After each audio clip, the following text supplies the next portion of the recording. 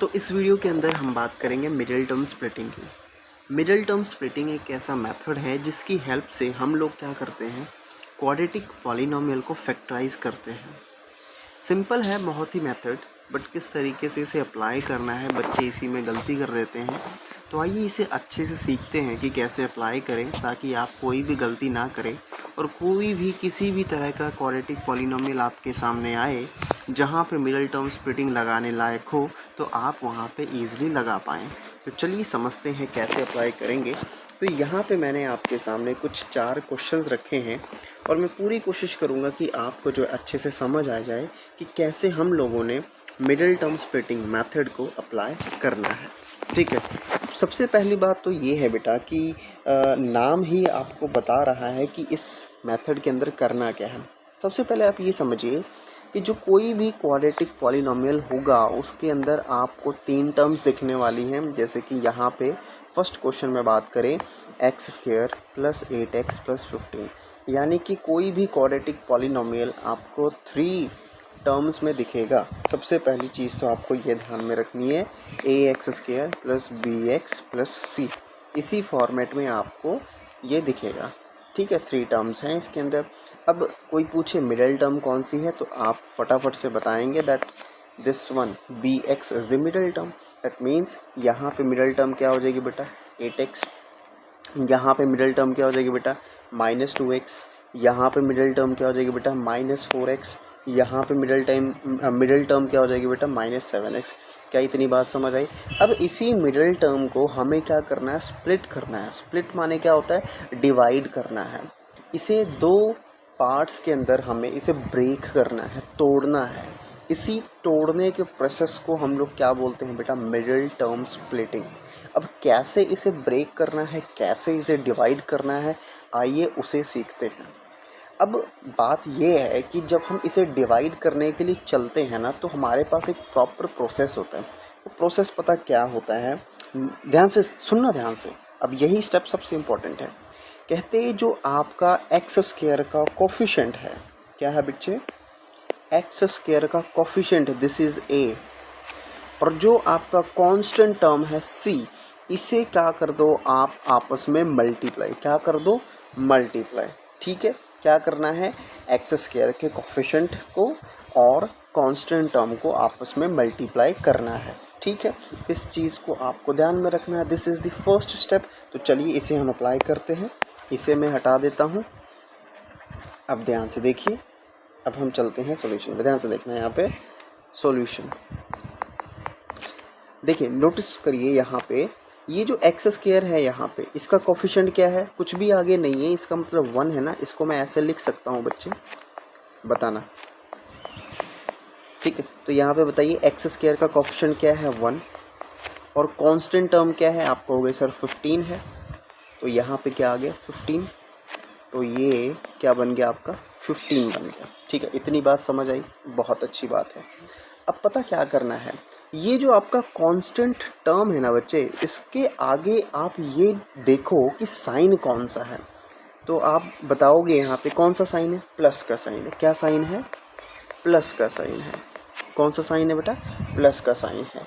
अब इसे ध्यान में रखना, ये प्लस का साइन है ना, तो ये हमें पता क्या बताएगा, अभी देखना ध्यान से। सबसे पहले तो ये जो 15 आया है, जो आपका प्रोडक्ट है 1 × 15 करके, पता है आपको क्या करना है, इस 15 के ना आपको फैक्टर्स लिखने हैं, 2 फैक्टर्स लिखने हैं। ठीक है, जो भी पॉसिबल फैक्टर्स हैं आप लिखो। जैसे कि मैं लिख सकता हूँ इसे 1 × 15, मैं इसे लिख सकता हूँ 5 × 3। ठीक है, क्या लिख सकता हूँ 5 × 3। फैक्टर समझते हो ना कि 2 नंबर्स लिखने हैं जिनको मल्टीप्लाई करके 15 बन जाए। तो दिमाग में आएगा सर 1 × 15 = 15 एंड 5 × 3 = 15। ठीक है, या फिर आप ऐसे सोच सकते हो कि आप ये देखो कि 15 किस किस के टेबल में आता है। जैसे 1 के टेबल में आता है 1 15 = 15, फिर 5 के टेबल में आ रहा है 5 × 3 = 15। ठीक है, या फिर आप 3 के टेबल में देखोगे तो 3 × 5, तो बात वही बनेगी। ठीक है, तो कुल मिलाकर यही बात बनेगी। ठीक है, अब पता आपको क्या करना है, ये जो प्लस साइन है ना 15 के आगे, कांस्टेंट के आगे, ये हमें पता क्या कह रहा है, ये कहता है कि आप इनमें से, इन दोनों में से वो वाला पेयर चुनिए, या तो आप ये चुनिए या तो आप ये चुनिए। इस तरीके से चुनिए कि उन फैक्टर्स को ऐड कर क्या बन जाए, 8 बन जाए। क्या बन जाए, 8 बन जाए। फिर से एक बार 15 के आगे साइन कौन सा है, प्लस का साइन है।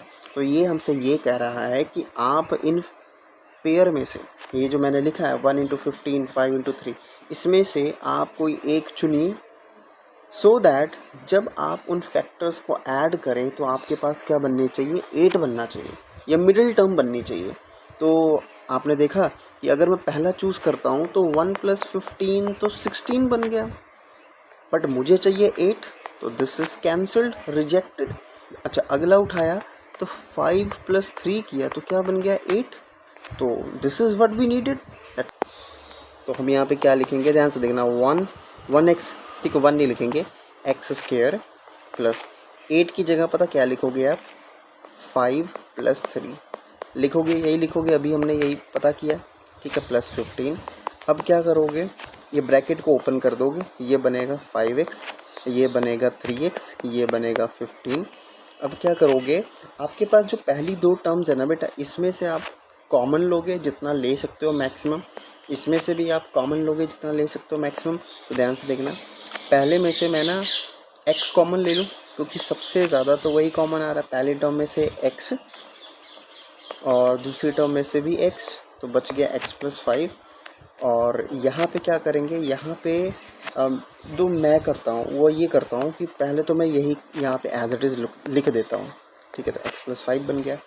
अब यहाँ पे क्या लिखेंगे आप, यहाँ पे वो नंबर लिखेंगे जिससे कि जस्ट ये ऊपर वाली चीज़ बन जाए। नोटिस करो, ऊपर क्या है, 3x + 15 है, तो बताओ यहाँ पे मैं क्या रखूँ, मैं +3 से मल्टीप्लाई कर दूँ, क्योंकि जब मैं इसको ओपन करूँगा तो 3x + 15 बन जाएगा, ठीक है। Are you getting my point? तो ये बन गया।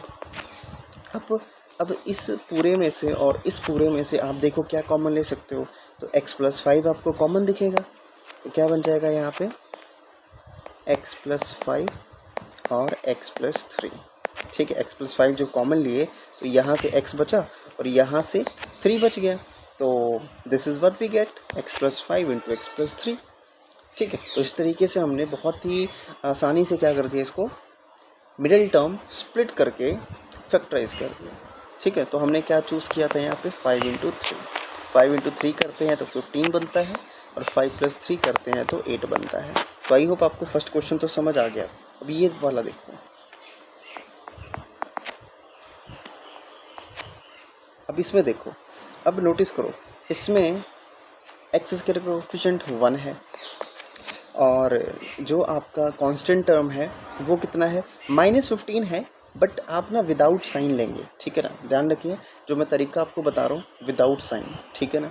क्या करेंगे आप, 15, ठीक है, साइन वाइन नहीं देखना, सिर्फ नंबर देखो, 15 बन गया, क्या बन गया, 15। अब अगेन काम वही करना है, इसके फैक्टर्स देखो कौन कौन से, तो आप देखेंगे 1 × 15 एंड दूसरा जो है 5 × 3 है, यही दो फैक्टर्स हैं, पीछे भी आपने देखे हमने। अच्छा, बट थिंग इज़ दैट कि 15 के आगे साइन कौन सा है, आप कहेंगे सर नेगेटिव है, क्या है, नेगेटिव, और नेगेटिव है, क्या है ये, नेगेटिव है, माइनस है। दैट मीन्स मुझे वो वाला पेयर उठाना है जिसमें मैं फैक्टर्स को जो माइनस करूँ तो मेरे को क्या मिलना चाहिए भैया, 2 मिलना चाहिए। क्या मिलना चाहिए, 2 मिलना चाहिए। अब देखो ज़रा ध्यान से, 1 × 5 अगर मैं उठाता हूँ ना, तो मैं 15 - 1 करूँ या 1 - 15 करूँ, मेरे को 2 तो नहीं मिलेगा भाई, 14 मिलेगा। अच्छा, लेकिन अगर मैं 5 × 3 उठाता हूँ तो नोटिस करो, 5 - 3 करते ही मेरे को 2 मिलता है, and this is what we wanted. तो बस हो गया आपका। दैट मीन्स हम कौन सा पेयर चूज़ करेंगे, ये वाला 5 × 3 वाला। तो minus sign as it is, ये जो 2 है ना, इसकी जगह क्या लिखेंगे हम लोग, 5 - 3x - 5, ब्रैकेट में रखना। ये मैं एक एक्स्ट्रा स्टेप आपको बता रहा हूँ जिससे कि आपकी गलती नहीं होगी, ये क्लास में आपको नहीं बताएंगे, ये स्टेप हम लिखवाते ही नहीं हैं बच्चों को, बट मैं ये एक्स्ट्रा स्टेप खुद ऐड करवा रहा हूँ सो दैट गलती करने के चांसेस एकदम ज़ीरो हो जाएं, ठीक है। This is the additional step, ठीक है। अब क्या करोगे, डिस्ट्रीब्यूटिव प्रॉपर्टी लगा दो, -5x माइनस माइनस प्लस हो जाएगा, प्लस ऑफ 3x माइनस 15। अब क्या करोगे, पहले दो टर्म्स में से जो कॉमन निकले ले लो। x कॉमन आया तो x माइनस 5 बच गया, इसमें से x minus 5 as it is रख दो जैसे हमने पीछे किया, यही उठा के यहाँ रख देते हैं। और यहाँ पे कैसा नंबर रखो कि ऊपर वाली चीज़ बन जाए, तो प्लस 3 रख देते हैं, ठीक है। तो नोटिस करो 3x माइनस 15 बन जाएगा। तो अब क्या करोगे, अब इन दोनों में से आप कॉमन ले लो, तो x माइनस 5 तो बचा क्या, x प्लस 3 एंड डन। तो हमने क्या कर दिया, फैक्टराइज कर दिया, ठीक है। तो आई होप आपको ये दोनों चीज़ें समझ आई। दैट मीन्स क्या समझना है आपको यहाँ पे कि दो तरह के सवाल आएंगे। एक तो वो सवाल आएगा बेटा जहाँ पे यहाँ पे कांस्टेंट के आगे प्लस का साइन होगा, दूसरा ये सवाल होगा जहाँ पे कांस्टेंट के आगे माइनस साइन होगा, ठीक है। जब प्लस होगा तो हमें नंबर्स को ऐड कर कर मिडिल टर्म बनाना है, जब माइनस साइन होगा तो हमें नंबर्स को सब्ट्रैक्ट कर कर मिडिल टर्म बनाना है। अब मैं ये दो क्वेश्चंस है, इनका मैं हिंट दे देता हूँ, ये आप खुद कंप्लीट करना, ठीक है। तो यहाँ पे मैं हिंट दे रहा हूँ, जैसे यहाँ पे देखो हिंट दे रहा हूँ, आप खुद ट्राई करना, ठीक है। जैसे कांस्टेंट टर्म है 1 और कांस्टेंट एक्स स्क्वायर का कोएफिशिएंट है 1 और कांस्टेंट टर्म है 12, तो ये बन गया आपका 12। अब 12 के फैक्टर्स देखो क्या क्या बनेंगे, तो 1 इंटू 12 बनेगा, 4 इंटू 3 बनेगा, 6 इंटू 2 बनेगा। तो ये हमारे पास 3 फैक्टर्स बन गए। बट 12 के आगे साइन कौन सा है, नेगेटिव है, मतलब कि हमें वो वाला पेयर उठाना है जिसको माइनस करके हमें क्या मिले, 4 मिले। तो ये वाला तो कैंसिल कर देंगे क्योंकि माइनस करेंगे तो 11 बनेगा, ये वाला भी कैंसिल कर देंगे क्योंकि माइनस करेंगे तो 1 बनेगा, और ये वाला पेयर उठाएंगे क्योंकि यहाँ पे अगर हम माइनस करेंगे तो हमारे पास क्या बनेगा, यहाँ पे 4 बनेगा, ठीक है। 6 माइनस 2 जब आप करेंगे बच्चे तो क्या बनेगा, यहाँ पे 4 बनेगा, ठीक है। तो ये वाला पेयर हम यूज़ करेंगे, तो क्या करेंगे यहाँ पे एक्स स्क्वायर माइनस 4 की जगह 6 माइनस 2 रख देंगे एंड फिर ब्रैकेट्स ओपन करके इसे सिंप्लीफाई कर लेंगे, ठीक है। इसी तरीके से यहाँ पे बताओ एक्स स्क्वायर का कोएफिशिएंट क्या है बच्चे, 1 है, कांस्टेंट टर्म 12 है, अगेन 12 ही बन रहा है, फैक्टर्स वही ऊपर वाले हैं इसमें, 4 इंटू 3 एंड 6 इंटू 2, ठीक है। तो बताओ 12 के आगे साइन कौन सा है, प्लस का साइन है, तो कौन सा पेयर हम उठाएंगे, वो वाला पेयर उठाएंगे जिसमें ऐड कर कर हमारे पास क्या बने, 7 बने, ठीक है। तो ये वाला कैंसिल क्योंकि ऐड करेंगे 13 बनेगा, ये वाला भी कैंसिल क्योंकि ऐड करेंगे तो 8 बनेगा। दैट मीन्स ये वाला उठाना पड़ेगा, 4 + 3 = 7 होता है, तो ये बन जाएगा X square minus as it is 7 की जगह 4 + 3 x + 12, ठीक है। उसके बाद ब्रैकेट ओपन करेंगे और सिंप्लीफाई करेंगे, कॉमन लेंगे तो आपका फैक्टराइज हो जाएगा। तो आई होप आपको ये मिडिल टर्म स्प्लिटिंग समझ आया, ठीक है। तो मेन चीज़ आपने क्या ध्यान में रखनी है, मैं फिर से बात रिपीट कर रहा हूँ कि अगर कांस्टेंट के आगे प्लस है तो आपको ऐड कर कर मिडिल टर्म बनानी है, अगर कांस्टेंट के आगे माइनस है तो आपको माइनस कर